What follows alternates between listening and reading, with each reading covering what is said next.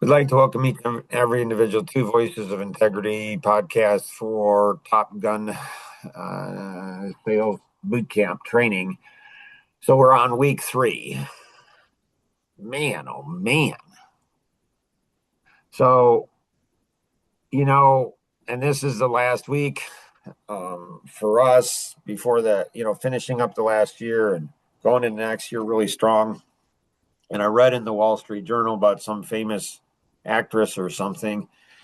And she always worked on New Year's Eve and the week before because she felt that gave her an edge for the next year.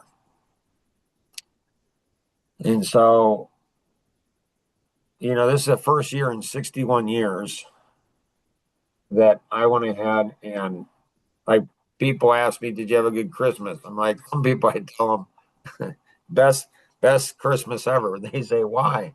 I said, I had no responsibilities. Like we had Christmas Eve and all the grandkids over, well, 9 out of 10 of them over, and the family over on Christmas Eve.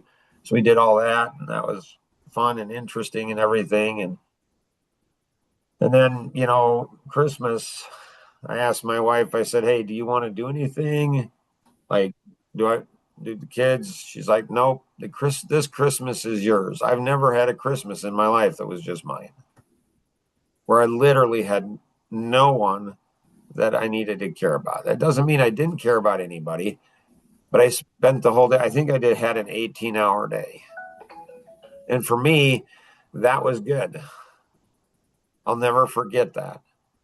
Am I going to do that every, Christmas? No, I'm not. But I did this Christmas. I don't know what I'm going to do for New Year's Eve either. I mean, I might do the same thing. And this week, man, I want so much momentum going in for next year. So this was a little clunky with you guys, a little clunky with the media team, but I think this is good-ish. But how do we go ahead and take everything that you're doing? Because where are you guys going to make your most of your money? Developing people. Developing people. So you got to think about, like, you want to give the next generation, like you guys do not understand the gift that I'm giving you.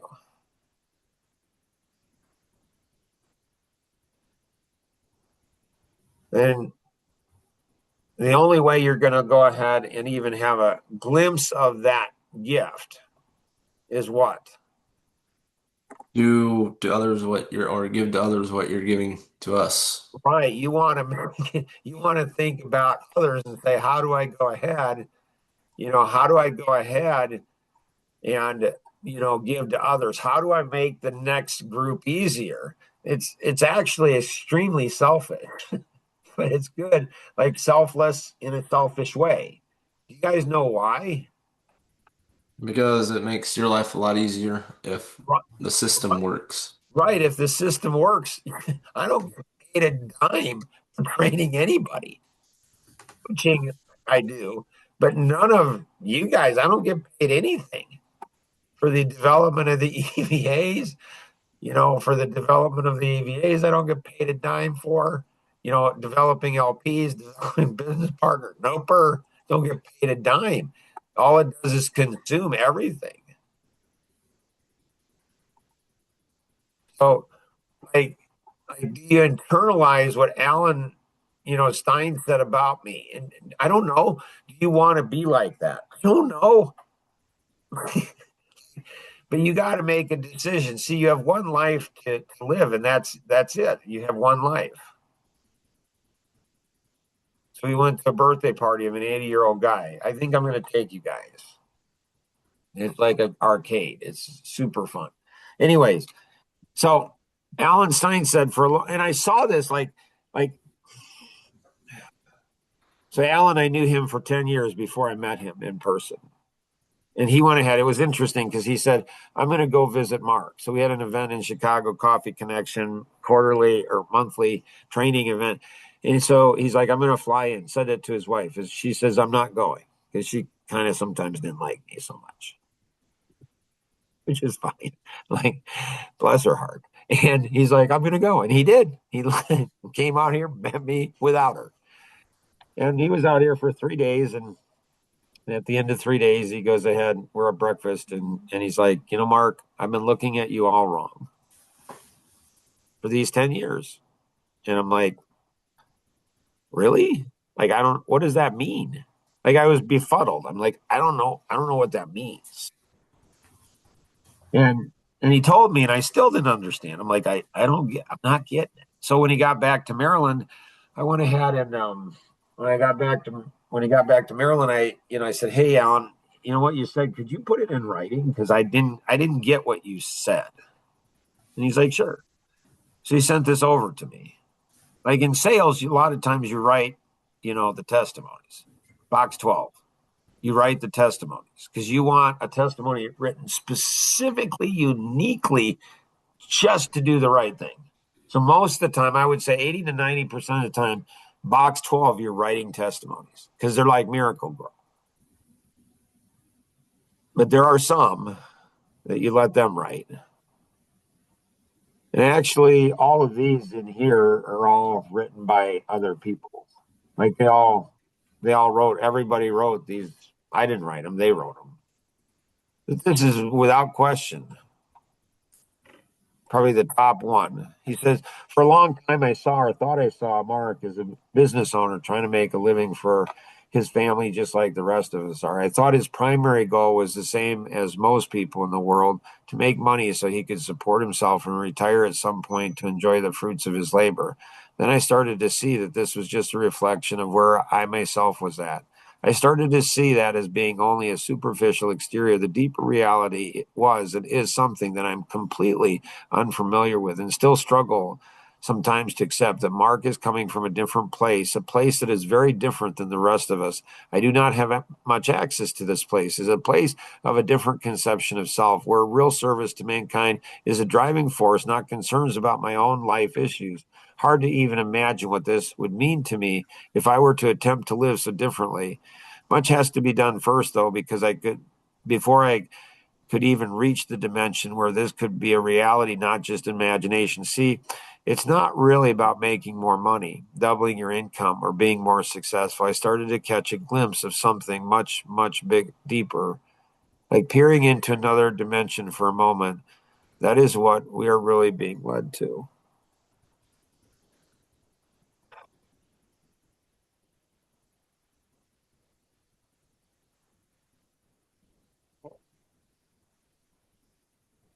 So, Roseanne and I watched Oppenheimer last night. It's a true story, based on a true story. I don't know that I'd recommend it. There's a couple of places in there that, you know, um, but it's based on a true story and it's just fascinating. It's the guy who led up the Manhattan Project, building the nuclear bomb that bombed Japan twice. And I could relate a lot to his story. And it's interesting because there's people, it's weird. It's like in Ford versus Ferrari. You tick one person off, and man, do they make your life hell. Hope it's not your spouse. like, like, and here was somebody in his story too, like that. He ticked them off, and man, did they go ahead and week three. You know, what do we want the title to be for week three?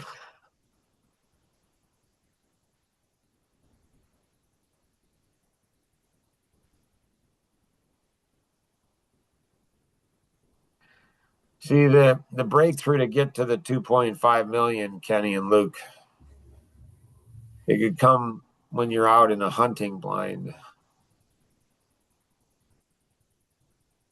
A lot of hunting, depending on what kind of hunting you're doing. Kenny, things that what he enjoys most about hunting is the tracking, which is interesting because it's different. It's different than most hunters, I think, because most hunters sit in the blind. They wait for the prey to come. But if you're tracking, well, then you don't have a lot of time to think. But if you're sitting in a blind, or deer stand, if you're sitting there, well, then you have a lot of time to think. So your breakthrough idea, your breakthrough idea, um, it can come in a hunting blind with Nora and Becky. It could come from the joy of seeing a child open a present or giving them a bath or having them, I don't know, put a toy in your hair and tangle your hair. Really?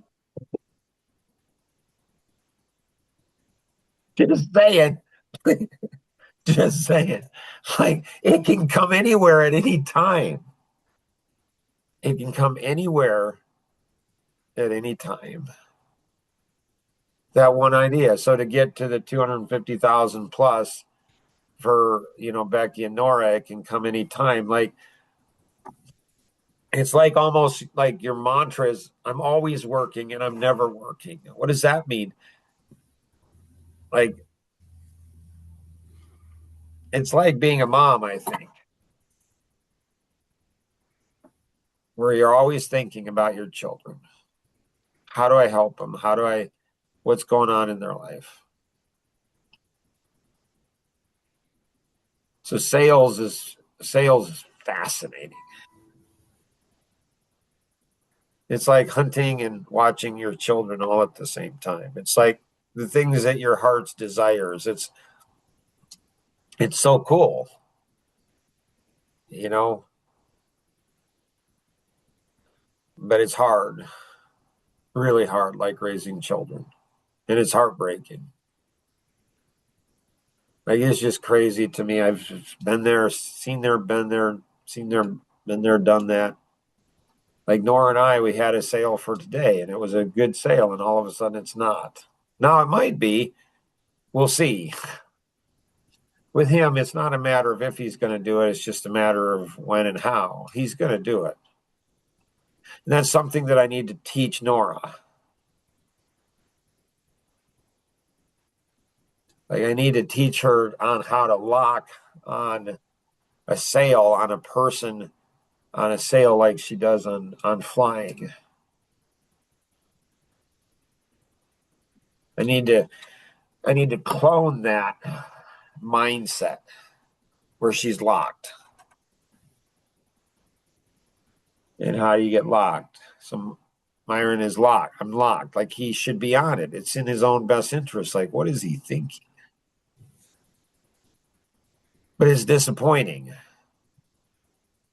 I mean, it's disappointing. On church on Sunday, on the way to church on Sunday, I told Rosanna, I said, yeah, losing that sale, that was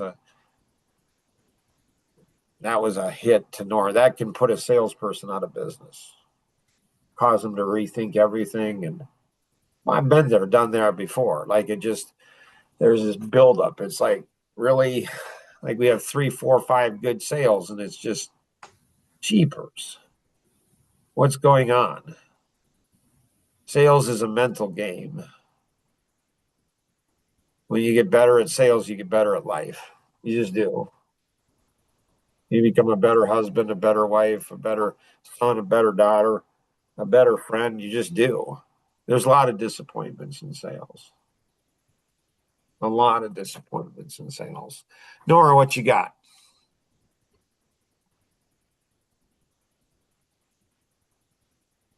So what's the strategy after something like that happens? Oh, you double down, triple down. You just like, with him specifically, it's like, get him on the appointment with me. See, he can feel my energy. He can feel my passion. He doesn't want to talk to me because he knows what's best and he knows I'm going to convince him. He just feels it. And he doesn't want to do it for whatever reason. I mean, we asked him, is your wife involved? He said, no. Like, was that really it? Like he's going on a leader or executive level. Now all of a sudden he's not going on anything. So my strategy is with him, which I figured out this weekend. I'm like, okay, what's the strategy? It's like, tell you what, why don't you go ahead and go on the basic, 1980 and 895 a month, do that. It's a 1-year plan. see the success of that and then jump to the higher one.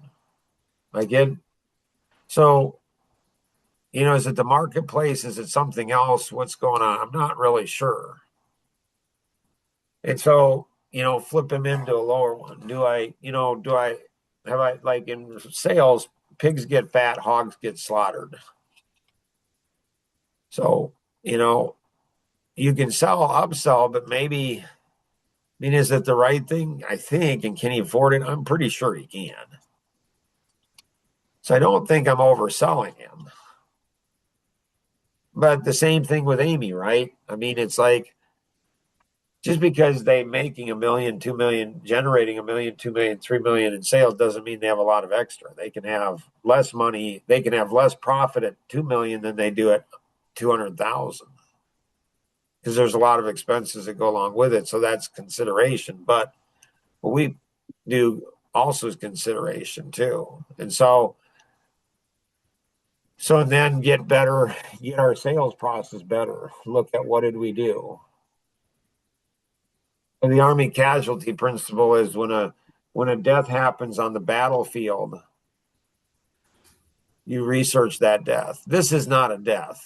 No, this is not a death. So you and I just have to get better. When we get frustrated, we work harder, care more, increase our expectations of myself first, then my systems, and then other people. So it's just reflex. I just steal. I get hardened. It's like hardened steel. I become no, this is not gonna happen. And the whole system gets better.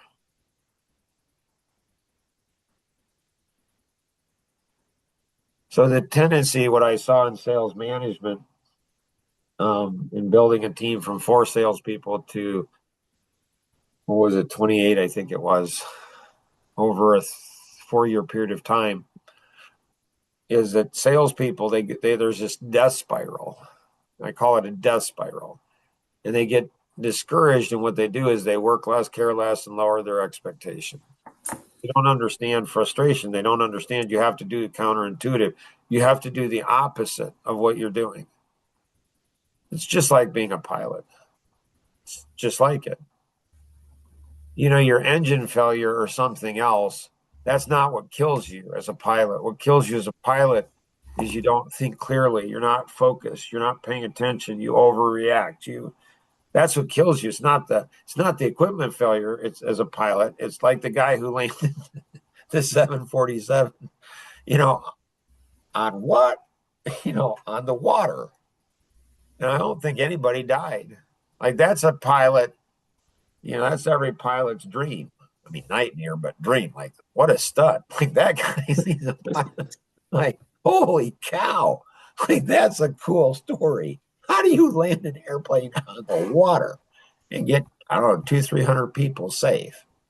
That's a guy, 999 pilots out of 1,000 probably. Nobody does that. Nobody even has that happen, but he had the training and it happened. The same thing is true in sales. The thing that's nice about sales is, you just lose the sale, but you can. So what I did is I created strategies for the salespeople. You got to work hard. You got to get it behind you. You move on, you learn the lessons, you do the Army casualty, what killed, what did it, how do you improve? You just get better. And you might have a time of mourning. You might have a time of where you're sad or lazy. Might not, depending on where you're at. There was once that I was so depressed that I just started crying. I was probably in my mid-30s. I just started crying uncontrollably. And my wife is like, like, do we need to take you into the hospital? Like, you're not looking good. More like, you going to make it? I'm like, just give me a timer. The ones for the kids that you do timeouts, a 60-minute timer. And I set a timer for 60 minutes, and I just cried for 60 minutes. Timer went off. Went in the bathroom. Cold washed washed up. Went to work. Then comes in. It's like, what? It's like, that's just weird. You're just weird. I'm like, it's like David when he He mourned before the child death, and as soon as the child died, he went to work. Like, okay, there's nothing I can do. Now you look back and say, why did I, what happened? So you do an Army casualty principle, but all it does is steal it. Just it steals it. You like iron, like steel, like you're sharp.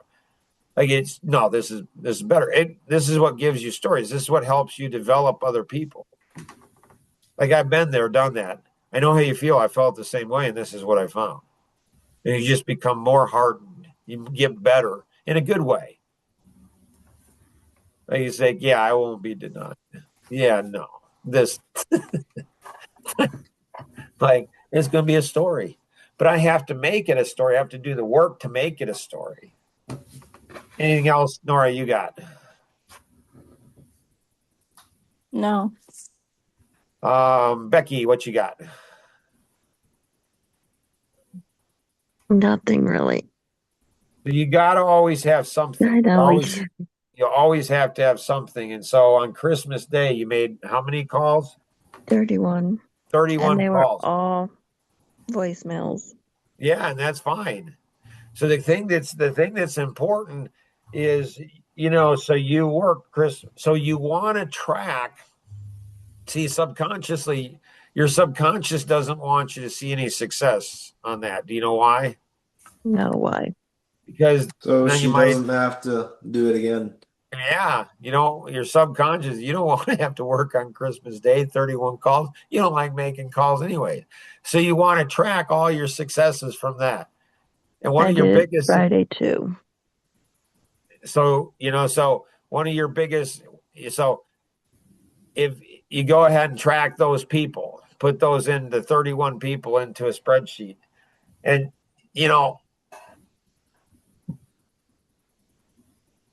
a lot of success is just brute force. It's just brute force. It's just you put, at least for me, you all probably are more talented in sales than I am. But for me, it's just brute force. It's just hard work. It's just working hard. And so, those 31 calls, and so maybe you and I make calls on those together. So what you do is you inspire other people. You inspire me. So, hey, she was working on Christmas too. I'm not saying every Christmas. I'm just saying now there's a season in life where, Becky needs to do it. I don't need to do it. I enjoyed doing it. I'm doing it for other people. Especially Nora and Becky and Ginger Ann and Elaine. It's really cool to do that as a man. It just is. It just feels good. Like I'm helping other people. They're working hard, and I'm going to come in. I'm going to help them too. Kenny, what you got? So, I think the biggest thing I got from the training, the video, so it's like the prospect. If we can determine why the prospects are lost, like the Army casualty principle, then we can change or upgrade our system Right. accordingly. But Right. we need to have a system that we follow. Right. So we can change it, we can update it, make it better. Right. Yeah. You got it, buddy. And you Like, got to have discipline and consistency. And it's going to seem like most of the time it doesn't work. Yeah. Or it's going to change, or it's going to shift on you if you've got taken care of one Right. reason Right. people have, and they're going to come up with, and there's going to be another one. Have you seen this video here?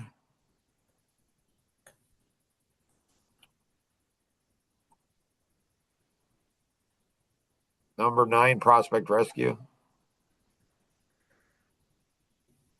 If I did, it was a while ago. So I don't know how to go ahead and do it. I'm trying to change this for everybody. I'm like, I tell everybody, all the EVAs, go through and watch these videos. And I don't know if they actually do. With the new system in Live GPS that she's working on, hopefully we'll know. Did somebody watch it? Yes. Okay. Did it change your life forever? Well, when you go ahead and work your tail off and you lose prospects, you're like, whoa, I want to rescue a prospect. Like, I don't want to lose these. This has meaning. So David Logan, who knows Larry Ellison, who's the founder of Oracle, a billionaire, he flew in his private jet. He and his wife went on Larry Ellison's and one of his wives. He's been married, I don't know, 3, 4 times, I think.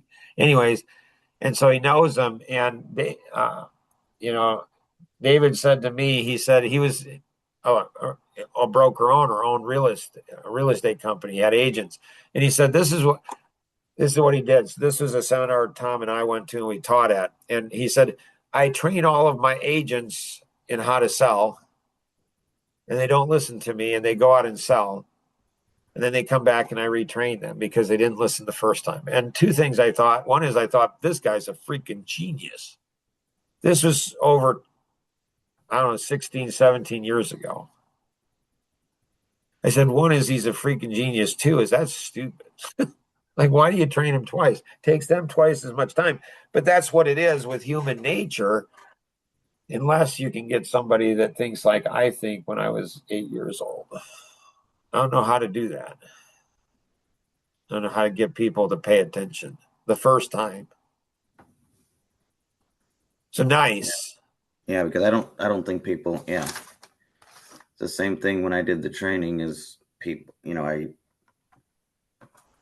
the steps, right, made some level of sense, the steps, but not until I was actually applying it or using it. Right. That I realized what it actually was and what actually was involved, what it actually meant. Right. Yeah. It's interesting because, as a police officer, as a pastor, you see all this carnage and you just, as a medical person, you see all of this carnage, you see the abuse, you see the mistreatment, you see the death, you see everything, and you can become hardened to it.